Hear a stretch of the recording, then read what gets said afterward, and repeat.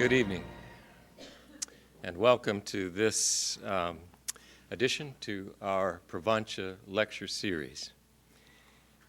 Welcome all of you on behalf of Dr. Mark Carr, who couldn't be here this evening. He's the director of our Center for Christian Bioethics, and he sends his regards.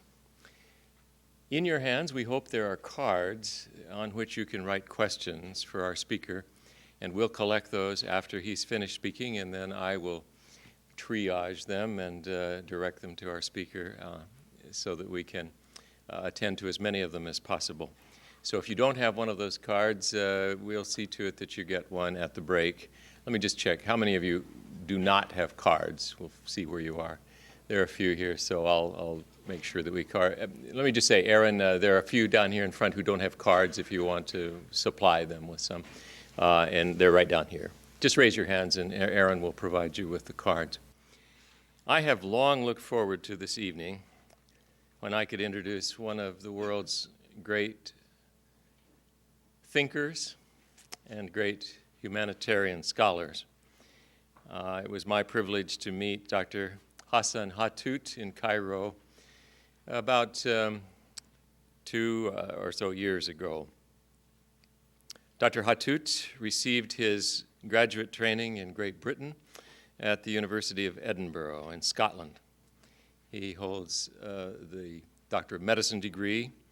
He also has a PhD in reproductive genetics. He is a fellow of the Royal College of Surgeons.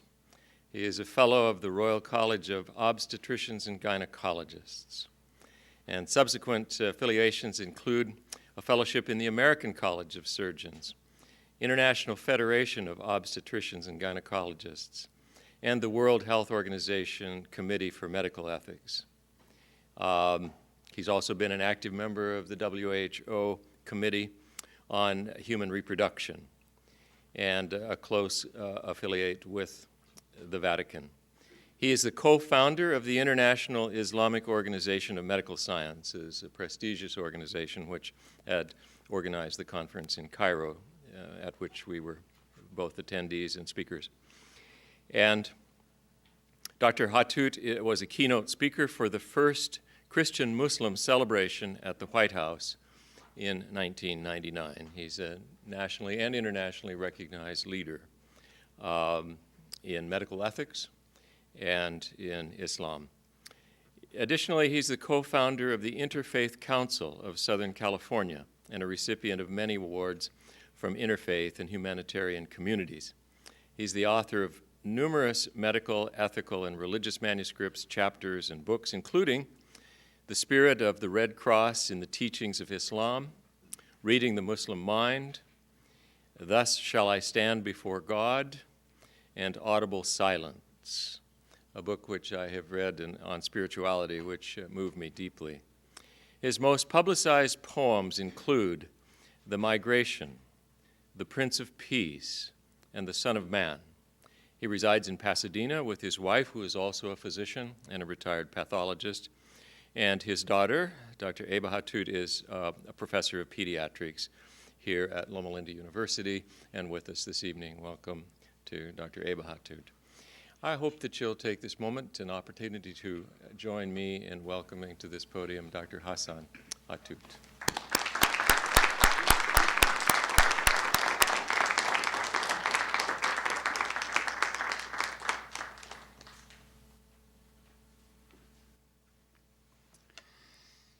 It's my honor and a pleasure to be in Loma Linda for the second time in my life. The first time was when my daughter,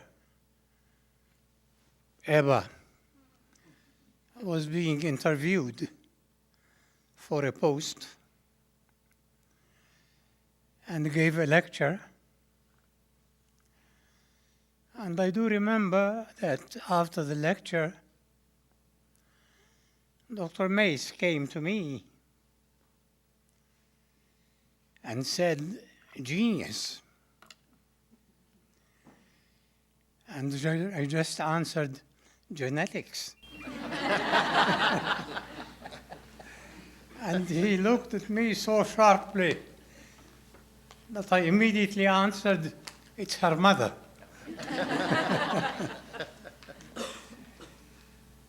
I don't think every day you have a Muslim for speaker. For the duration of this lecture, I'm asking you to cast away anything you hear about Islam, especially these days. Before talking about the embryo, I would like to give you a small briefing about what Islam is all about. Fortunately, this is Loma Linda, and I can safely say that the solid and center is God is. Not all people believe it. Not all academia believe it. But you and I do believe it. He's the creator.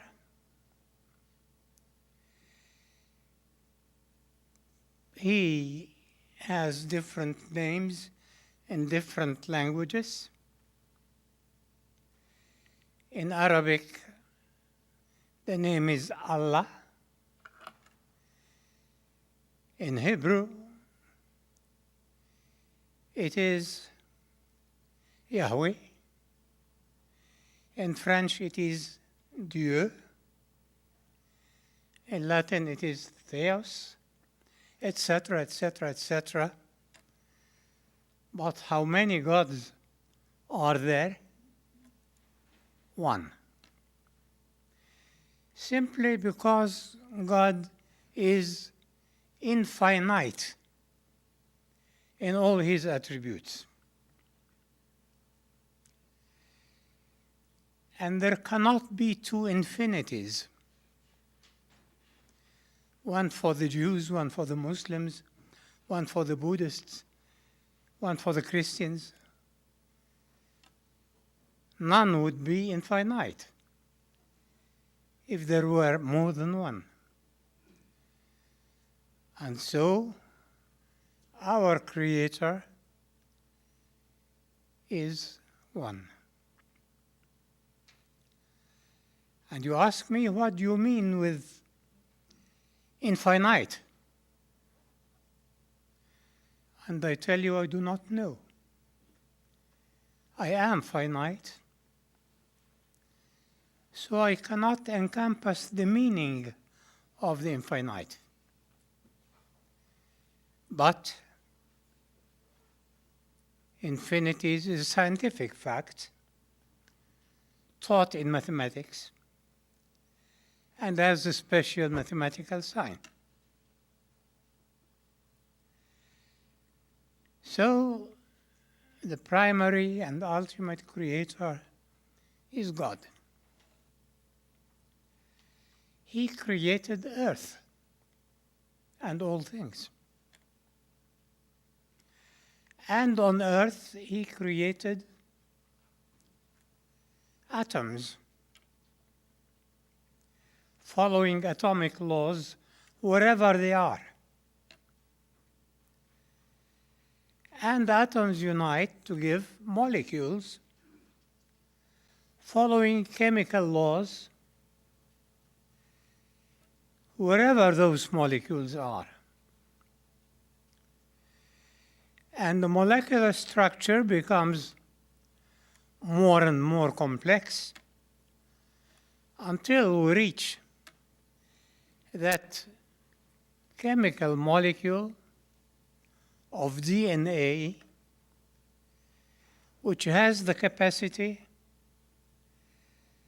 of splitting in half, each half replenishing itself into a full molecule. And then we have moved from chemistry to growth, biology. And the biology started very simple, maybe one cell living beings, and became more and more complex in an ascent that led up to what we call the higher animals. But if you call me an animal, I wouldn't be happy, because human beings have more than animalhood. They share animalhood with animals. But if this is the ceiling, and if they are driven only by their biology, they would really be animals, as many people are. But there is an extra element that went into this animal structure that made it the noble human being. And that element is not derived from the matter of the earth, but it has another source. It is the divine component of the human being. And the human being would lead their lives trying to balance things. The cause of their animal life, but the inspirations of their godly element of their spirit. And this is the human being. And humanity lived on earth for so long a time. And all the time, the human being felt the opposing forces of gravity taking him to earth, and of the spirit lifting him up to answer a more noble call. And the humanity grew and became more and more complex. And the human being was endowed with certain features perhaps not shared by the animal kingdom. It thinks. It wants to know more and more. It learned expression, and probably we are the only being that have muscles of expression on our face. We frown and smile and cry and etc., etc. Expression. But all the way feeling the pull of gravity and hearing the call of spirituality, God's voice in us. The story of the coming of humanity to earth is almost the same in the different religions,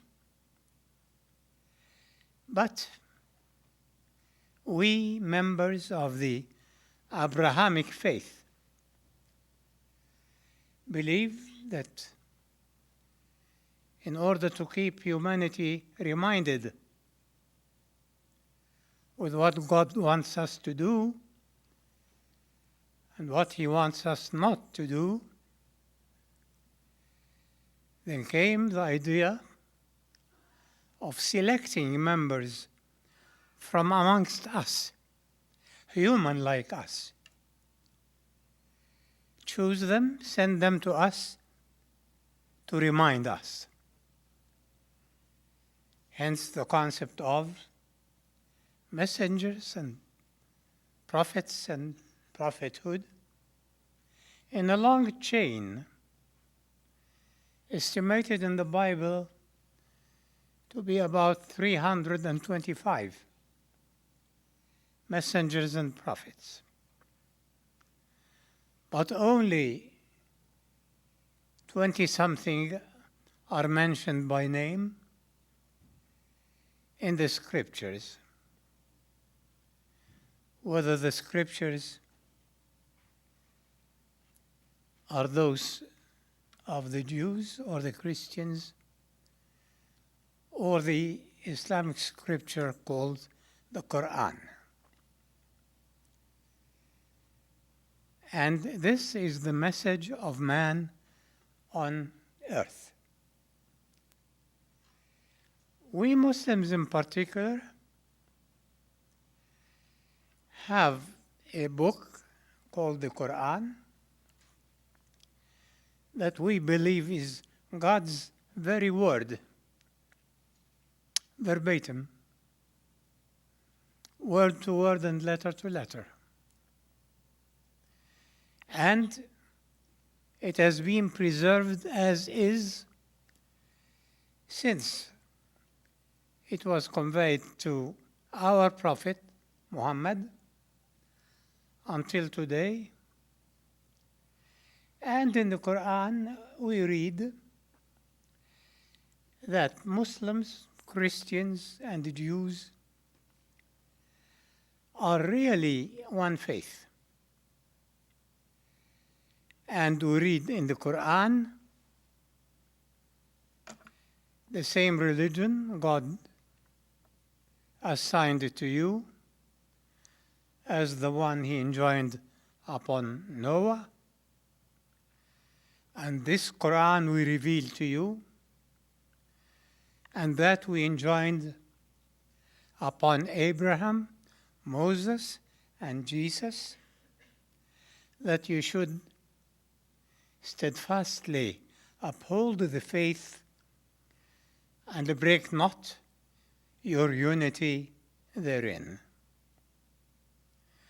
Compare this to what you currently hear about Muslims nowadays, and you will find out that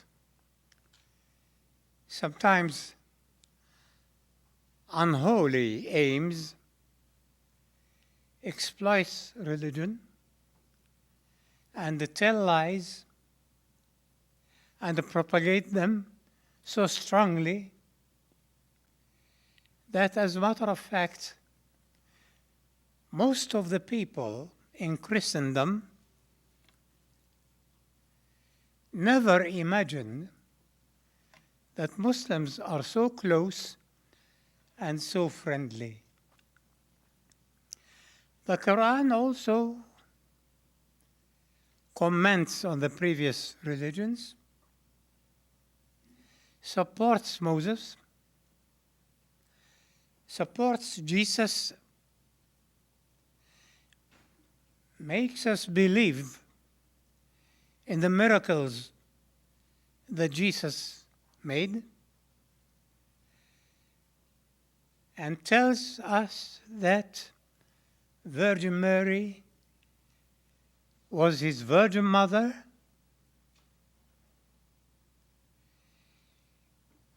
and describes Mary verbatim from the Quran. Mary, daughter of Imran, was told by the angels, God has chosen you and purified you and chosen you over the women of all the universe. And this is Jesus and Mary to us. One big difference, we believe God created Jesus. You believe God fathered Jesus. This difference is being expounded, but whatever it goes, you in particularly are the people that have on their tongues very, very frequently the phrase, God is love. And yet I can quote over history and in this very day, Christian voices speaking about Muslims with hatred.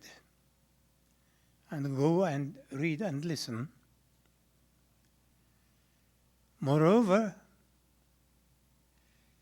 even if you assume that Muslims are the most evil people and they are your enemies, what does Jesus say on that? You have been told that people of old were told you love your relative and hate your enemy, but I tell you, love your enemies and bless those who curse you and pray for those who trespass against you. This is not literary emotional expression. Jesus meant it, and meant it to be practical. And I wish that all the members of the three religions would obey Jesus on that point. Now we go to the embryo, our starting point. Islam gives its views on the embryo because Islam believes and orders the sanctity of human life. And is the embryo a human life? It took some time for people to realize it. As a matter of fact, it wasn't until recently and after the discovery of the microscope that people began to be aware of the solid basis of biology. My PhD was titled Studies in Normal and Abnormal Human Embryogenesis. That was after the thalidomide tragedy, and it was funded by the company that produced thalidomide. Before that, and when the microscope was made, people looked at the seminal fluid and saw the spermatozoa swimming in it. So they thought that the sperm was the miniature human being. Until later on, Graft discovered the Graafian follicle and ovulation and the ovum, and we realized that the beginning of the human being belongs to a 50-50 composition between male and female.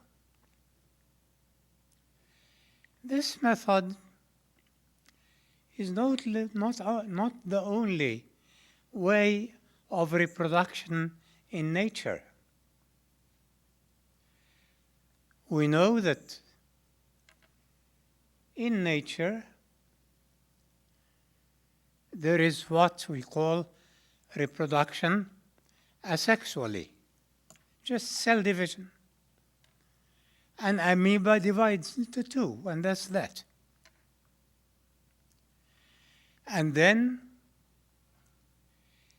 came the stage of discovering male and the female elements, but uniting together inside the body of the host. Like some worms, for example. And then came a stage when sperms and ova were laid in water where they met and united. And then it became more complex, and there was the cloaca to cloaca opposition, so that sperm would go, fertilize the ovum, and then the bird would lay its ovum and lie on it. And then, at long last, came the sperm traveling higher up, meeting the ovum, remaining inside for a long period, 9 months in the human being. And even then, when born, whereas an animal being would be ready to run and move, a human being remains dependent, maybe for several years after that. So there is a very wide variety in nature for reproduction. And when I hear about cloning, for example, to us it seems news, something, invention. No. Asexual reproduction has always been there. But then comes the role of God. It is for a purpose that all those stages of reproduction and their complexity evolved, and it must have been to serve a purpose. Talking about the embryo, early Muslims debated so much. When does the embryo begin?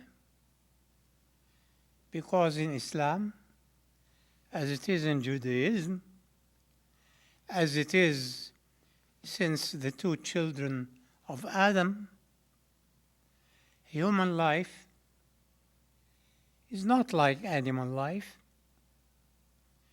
Uniquely, human life is sacred life. And when you read in the Quran about the sanctity of human life,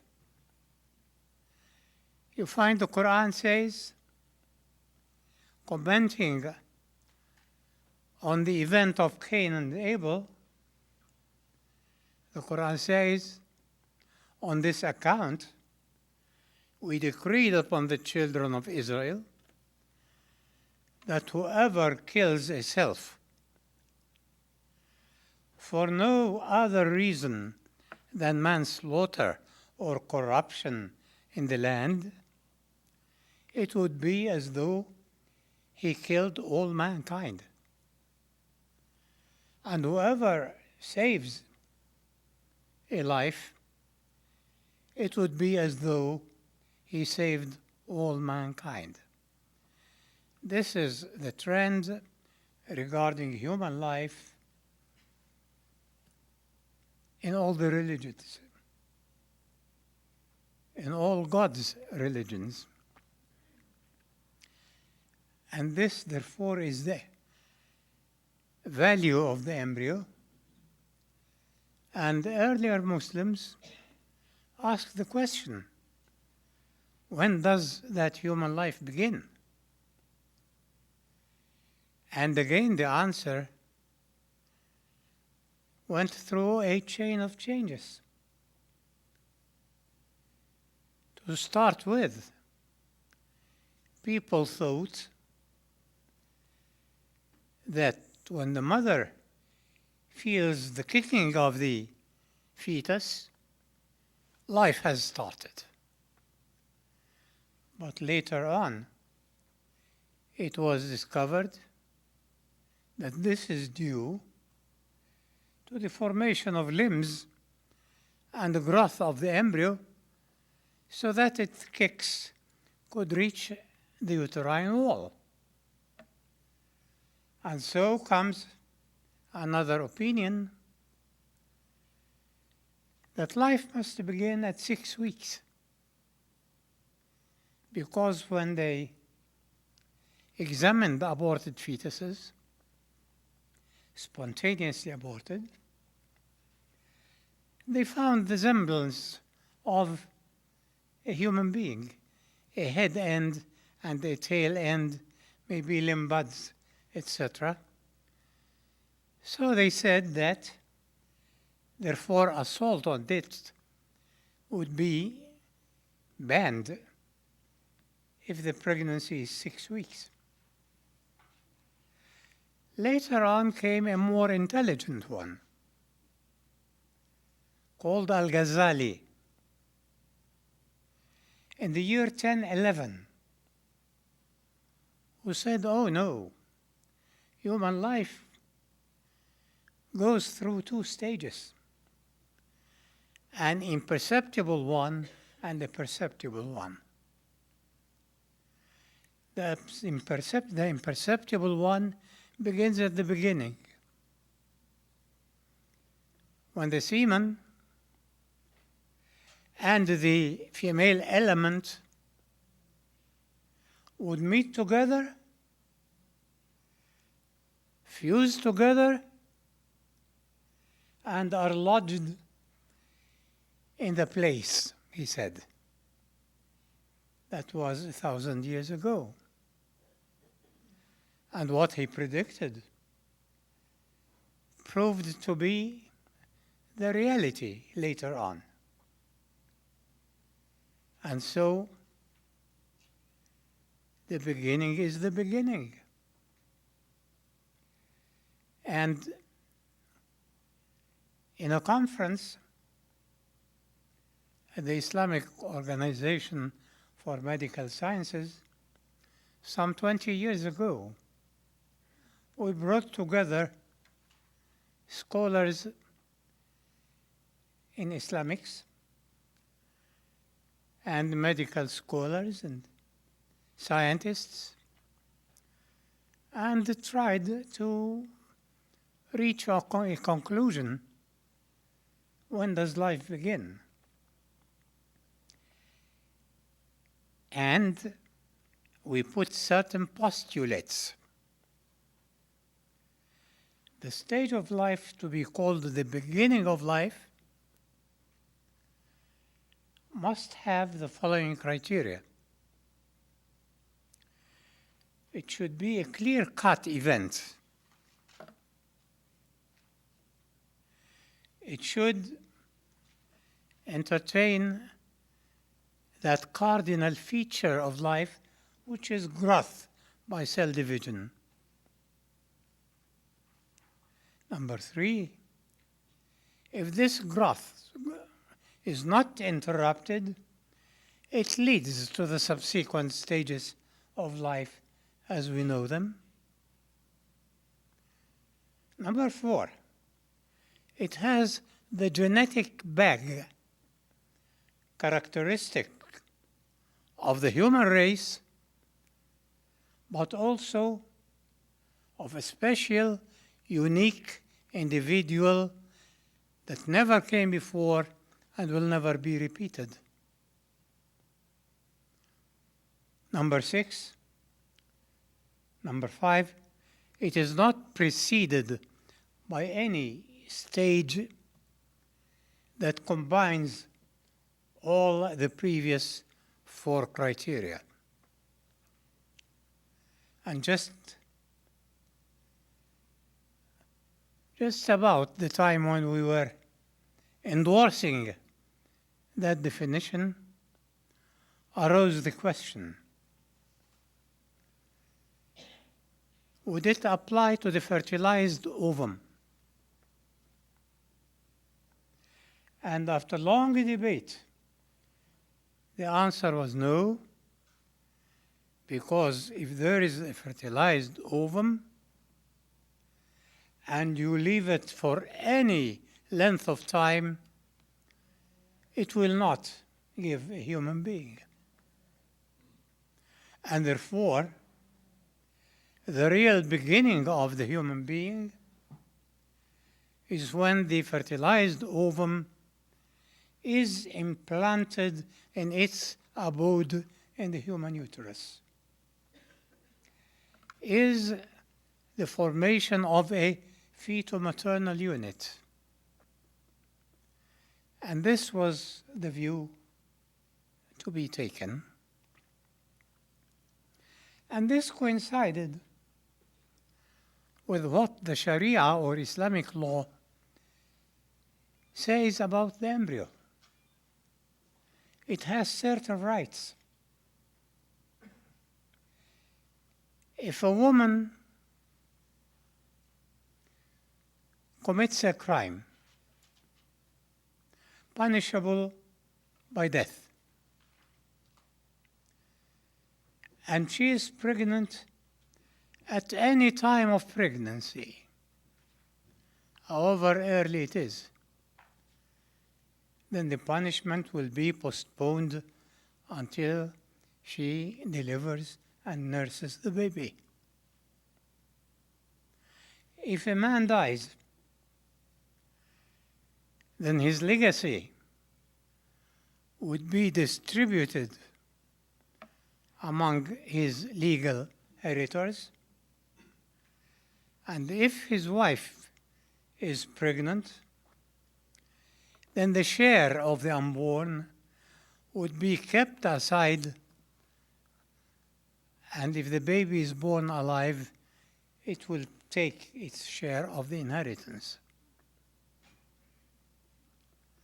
So these are fetal rights. With those rights, plus, if, say, I frighten a pregnant woman and out of fear she aborts, I have to pay a compensation, just like in car accidents, a compensation for the baby. So this tells us that the embryo has rights. And one that has all those rights definitely has the right to live, to life. If mothers treat embryos like it is a lump of flesh in my body, like a tumor, get it out. Islam doesn't accept this. It is not a tumor. It is not of her body. It is another one. formed by mixed chromosomes of two people, but it is not of her body. If the woman says, but it should be my choice, as is happening in America, your choice should not be killing another person which is not you. And therefore, in Islam, abortion is banned unless for a cause more pressing than the life of the fetus. If the mother can be fatally hurt by an existing illness that the pregnancy aggravates, so in order to save the mother, you are justified to perform an abortion. Sometimes it works the other way around. A woman with advanced extensive carcinoma, no hope of treatment, but she is pregnant. Then keep her on artificial animation until the baby is ready to be brought out and bring it out. Because the sanctity goes to the certain life, the life that has the better chance. The fetus, the embryo, confers certain privileges to the mother.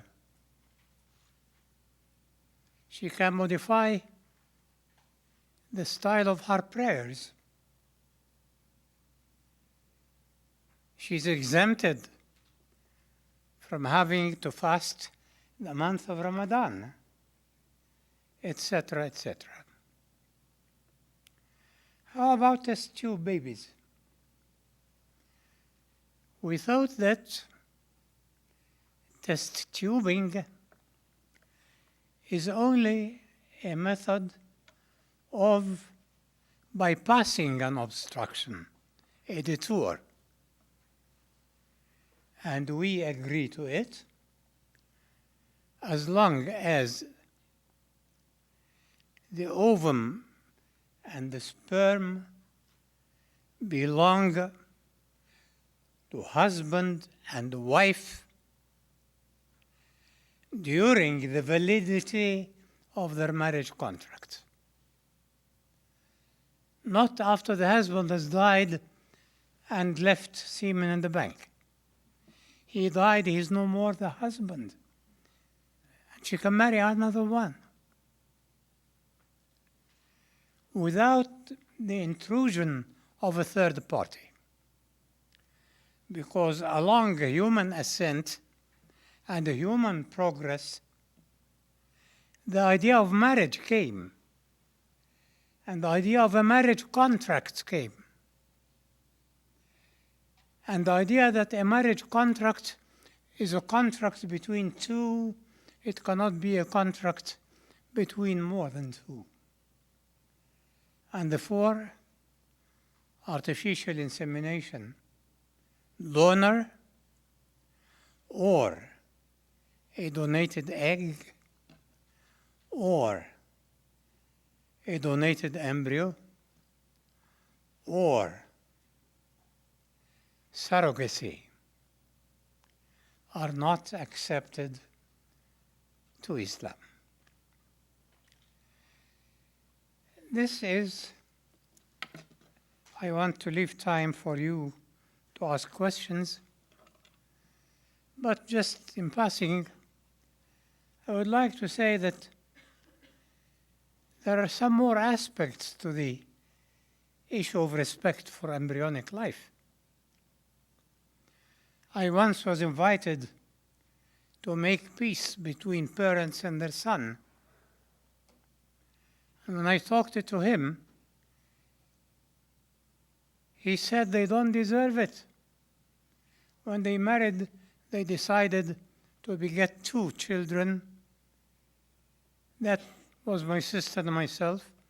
If I came number 3, they would have killed me as they did the 3 that came after me.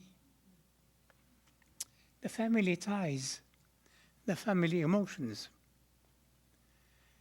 There are political aspects as well. It has been claimed that vaccination programs in the third world should better stop because they'll die later out of poverty. And not knowing that the impact on the environment of one birth in the United States equals the impact of the birth of 100 babies in, say, Bangladesh. And if you read Memorandum 200 of the American Army that was classified for 20 years, it discusses the problems of increased population in the third world. Would this be an impetus for them to claim more of their rights, to use their own raw material, to have larger armies, etc., etc.? So the question is loaded with considerations, and one shouldn't just have a keyhole look at pro-choice and the product. This is not the issue. It is much wider than that if you think about it. I think I better stop here. If you ask questions, don't be inhibited, whether in Islam or in my biological point of view. And difficult questions I take as an occupational hazard. So don't hesitate.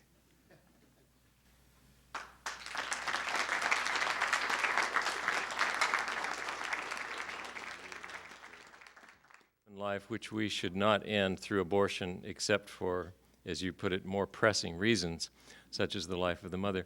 That time would be the time of implantation, as I get it. We're interested then in the practical implications of that.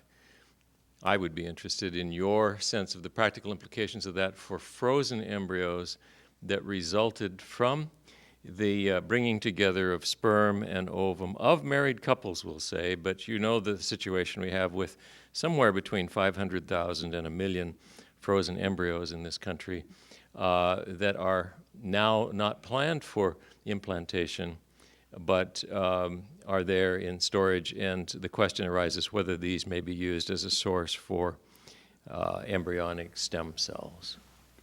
Just a footnote I would like to add that in Islam, the spirit doesn't refer to the beginning of life. And the spirit in Islam is instilled at 16 weeks. This is ultra-scientific. It is a saying by Prophet Muhammad, and we have to take it as a matter of belief. As to the extra eggs, if they can be re-implanted, they should be implanted in their natural mothers, if the father is alive. They can be perhaps grown to harvest stem cells out of them. And in any way, we know that they are perishable after some time, they undergo mutations and eventually they'll die. That's it. What would happen? Let's suppose that the married couple that originally produced the sperm and ovum that led to the embryo, and now have those embryos frozen. Now they divorce, and they're no longer husband and wife. Maybe they even remarry. May they now agree to have those embryos made available for research?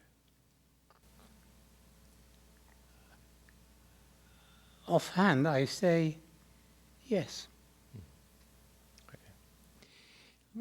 Let me move to a different question here. Two people have written similar questions. In the unfortunate event of rape of a woman, and the woman, should she conceive a child, would this infringe on the marriage contract? And a related question, what is the Islamic position regarding abortion in the case of rape? In the conference I referred to, there were two views, one with abortion, one against. What I personally think is that a living human being has the right to live. And human life should not be cheapened, even if it is the outcome of rape. And in Islam has to be put into practice by a society, not by an individual. And I do believe that any community that can afford a zoo or a marine land can afford to have an institution for those babies. So don't burden the mother with the baby, but don't kill the baby, who is probably the only innocent party of the equation. The question I want to ask now relates to the one I'm holding in my hand, but let me just ask it this way. Suppose that a rape victim came to an emergency department and we could use the so-called drug Plan B. I'm sorry, I can't think of the scientific name right now, but most of you know what I'm talking about. That would prevent, some claim that this could prevent conception. Yes, I would use it. You would use it? Yes. In any case, it would probably prevent implantation. Well, that segues then to this question. Actually, a couple of questioners have asked, how does Islam view then various types of birth control? As long as it doesn't harm the health, and as long as it doesn't entail assault on life, it is accepted by Islam. So birth control pills would be Yes. acceptable, barrier methods and so forth. What about I don't think it's used today much, but I don't know that much about it, the intrauterine device, the IUD. Would that be acceptable? Well, I remember at the beginning, we thought I started my OBGYN career in what year ever?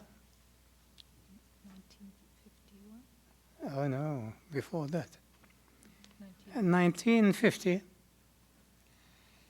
At the beginning, we thought it was an abortifacient. But then the WHO issued a circular that it acts in two ways.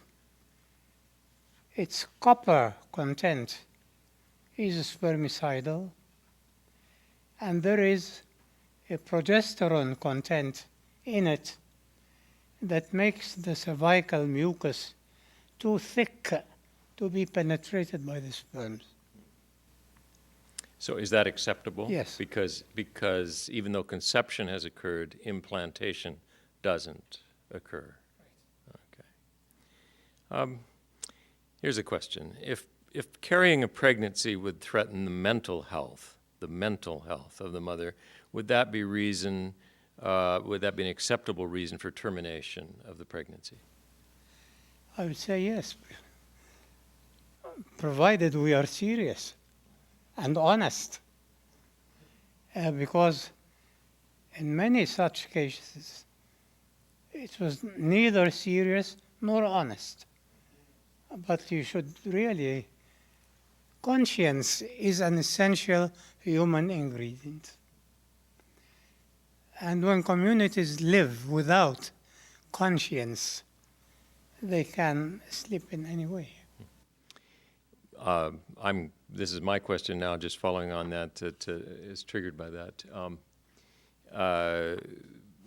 Other reasons have been given for terminating a pregnancy that don't relate directly to the health of the mother, except perhaps mental health, but to the health of the fetus. Are there any conditions diagnosed prenatally that would be acceptable reason for terminating a pregnancy?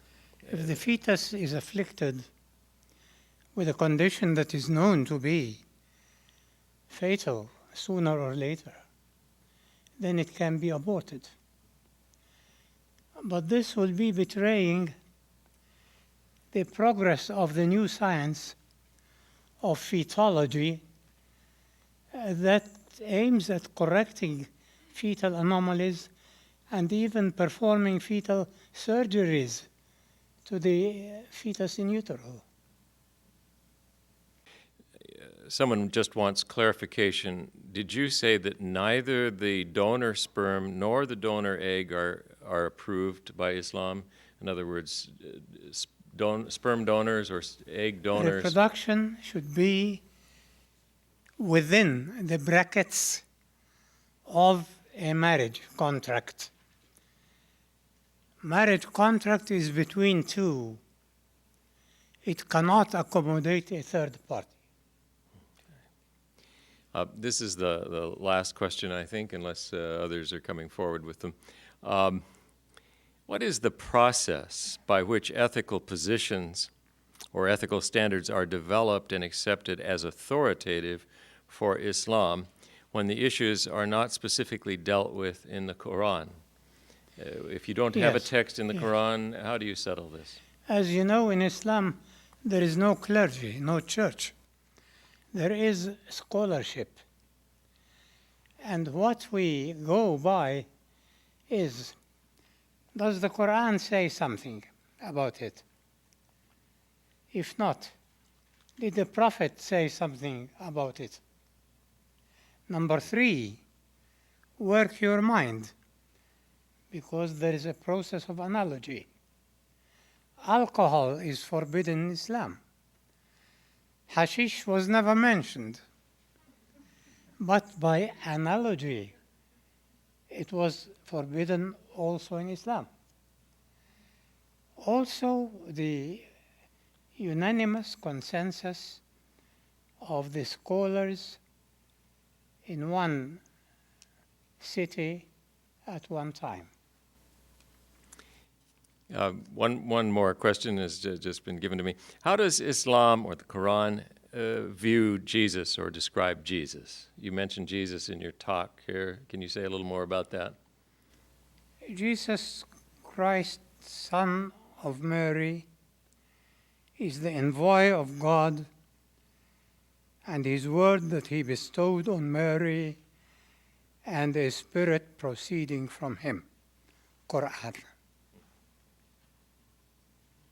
I love Jesus. One of my most memorable dreams, lying, looking at the night sky with the stars in it, when one star in particular became more shining and it started approaching. And as it approached, I realized it was Virgin Mary carrying baby Jesus on her left arm. And they came nearer and nearer until they stopped about 20 yards away. So I bowed my head in respect, to which she answered by bowing her head and retreated again to become a star in the sky.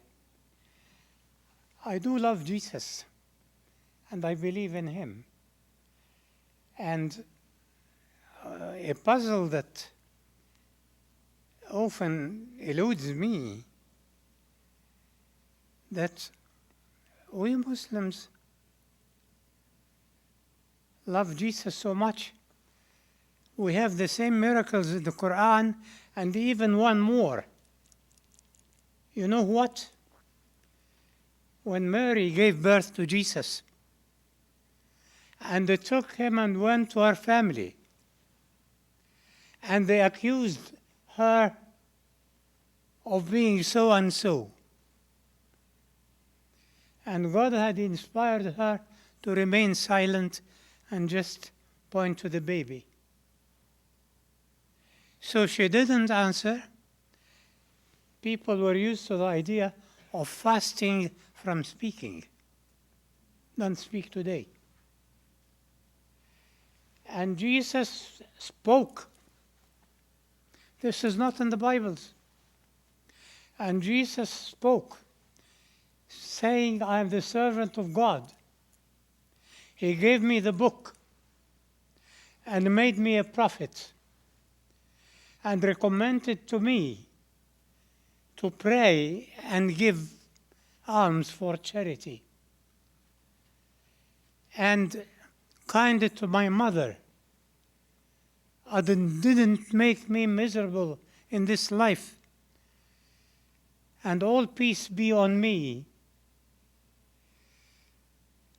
The day I was born, the day I will leave life, and the day I will be resurrected to life again. This is what the Quran says about Jesus. And yet it puzzles me.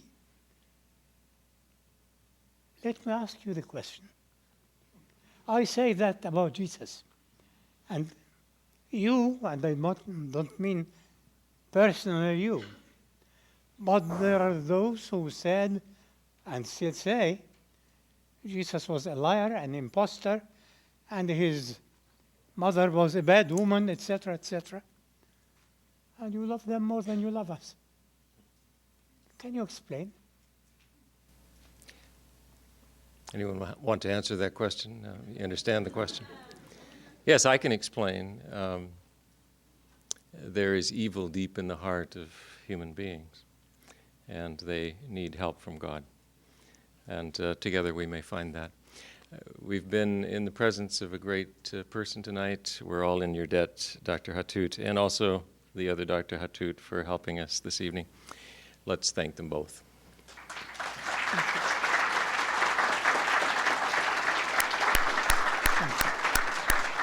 Thank you.